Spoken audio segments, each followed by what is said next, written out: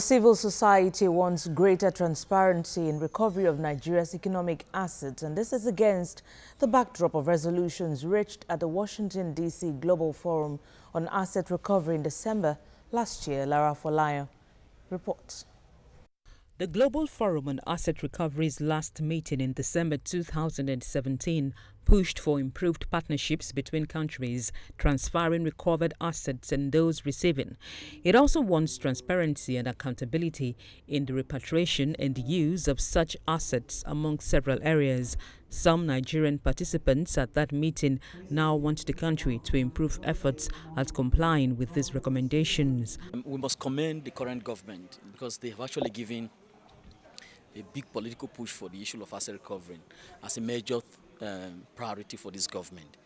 The only thing that we think that is remaining is to put in a legal framework to strengthen the asset recovery regime in Nigeria.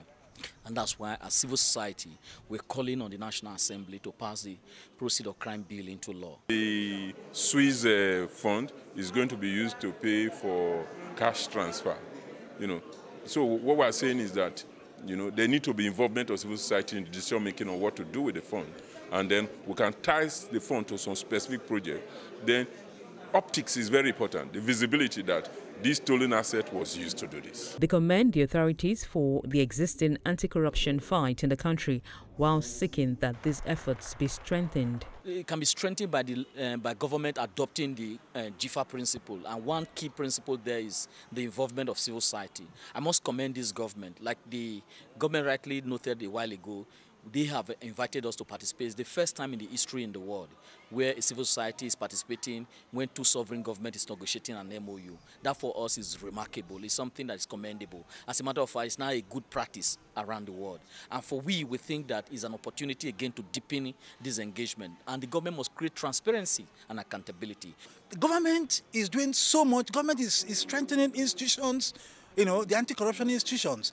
Government is spreading its dragnet, looking for funds wherever they are. The asset recovery framework needs to be structured in a more efficient and transparent way.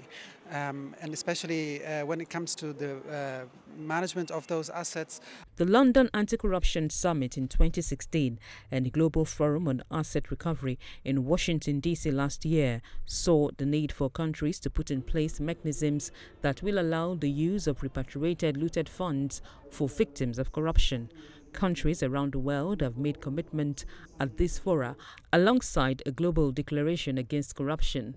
The commitments include areas of beneficial ownership, tax evasion, tracking stolen assets, and the use of technologies in addressing corruption. Lara Folayo, CBC News, Abuja.